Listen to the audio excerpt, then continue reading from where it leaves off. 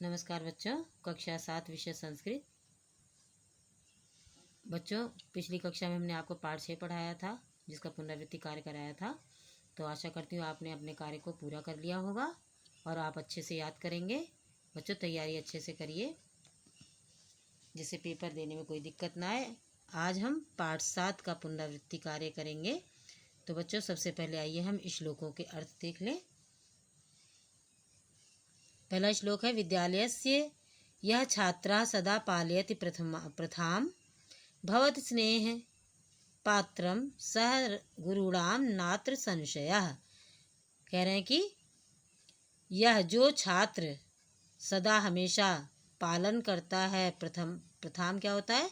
रीति रिवाज यानी नियम विद्यालय के। कह रहे हैं कि जो छात्र विद्यालय के नियमों का हमेशा पालन करता है, भवति स्नेह पात्रम स गुरुणाम नात्र संशय, वह गुरुओं के स्नेह का पात्र यानी स्नेह के योग्य, पात्र का अर्थ है योग्य होता है। नात्र संशय, जरा सा भी संशय नहीं है इसमें।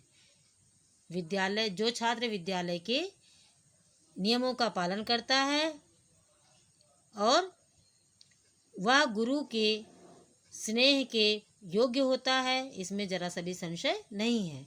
अगला श्लोक है बच्चों, यह चोरयति द्रव्याणि कारागारम सह गच्छति किंतु विंदति मानम सह दीनानाम यह सहायकः। कह रहे कि जो द्रव्यों की वस्तुओं की चोरी करता है वह कारागारम जेल को जाता है। किंतु विंदति मानम, इज्जत प्राप्त करता है कौन? यह का अर्थ है जो दीना नाम सहायका, गरीबों की सहायता करता है।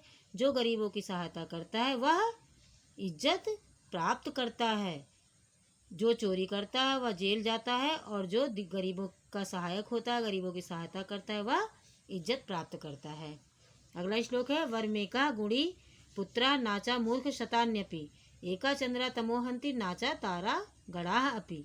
कह रहे हैं कि 100 मूर्ख पुत्रों की अपेक्षा एक गुणी पुत्र अच्छा होता है।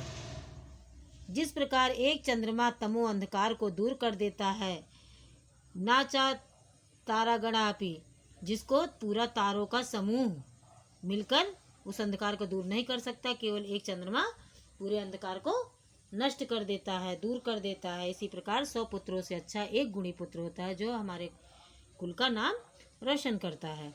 अगला वाक्य है, अगला श्लोक है, सदा करोति विद्यार्थी सहन सुख दुखयोः सुखम भवतु वा दुखम विद्याभ्यासम करोति सा। कह रहे हैं कि विद्यार्थी सदा हमेशा दुख और सुख को सहन करते हैं। विद्यार्थी हमेशा सुख और दुख को सहन करते हैं। सुख हो या दुख हो, वह विद्याभ्यास करते हैं। विद्यार्थी हमेशा सुख और दुख को सहन करते हैं, चाहे सुख हो या दुख हो, वह विद्या का अभ्यास करते रहते हैं। अगला है, अभिवादनशीलस्य नित्यम वृद्धोपसेविना चत्वारि तस्य वर्धन्ते आयुः विद्या यशो बलम। कह रहे हैं कि अभिवादनशीलस्य, जो अपने से बड़ों को प्रणाम करता है, नित्य रोज बूढ़ों की वृद्धोपसेविना, बूढ़ों की बुजुर्गों की सेवा करता है। चत्वारि तस्य वर्धते, उसकी 4 चीज़ें बढ़ती हैं, आयु विद्या यश और बल।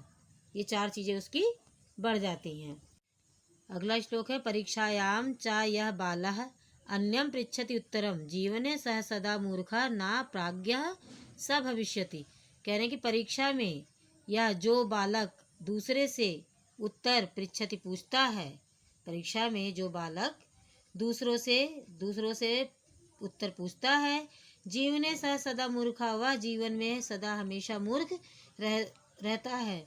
ना प्राज्ञा सा भविष्यति, वह भविष्य में कभी बुद्धिमान नहीं होता है। परीक्षा में जो बालक दूसरों से उत्तर पूछता है वह जीवन में हमेशा मूर्ख रहता है, कभी भी भविष्य में वह बुद्धिमान नहीं हो सकता है। तो बच्चों, इस श्लोक के अर्थ को अच्छे से आप समझ लें और श्लोक का अर्थ समझ में आ गया तो आप प्रश्नों के उत्तर बहुत अच्छे से कर लेंगे। आइए बच्चों, शब्दार्थ देखें। संस्कृत में शब्द बच्चों यहाँ लिखे हुए हैं और उनके अर्थ शब्दों के सामने हैं दिए हुए। तो आइए देखें, पहला शब्द प्रथा। प्रथा का अर्थ है रीति रिवाज। अगला शब्द है पात्र। पात्र का अर्थ है योग्य। द्रव्याणि वस्तुएं। सहायता करने वाला। मानम इज्जत। गुणी गुणवान। शतानि 100। तमः अंधकार। क्रियापदानी यानी क्रिया शब्द है बच्चों। पालयति। पालयति का अर्थ है पालन करता है। पृच्छति पूछता है। चोरयति चोरी करता है। विन्दति प्राप्त करता है। भविष्यति होगा। हन्ति मारता है। अव्यय शब्द है बच्चों। सदा का अर्थ है हमेशा। चा का अर्थ है और। वा का अर्थ है अथवा।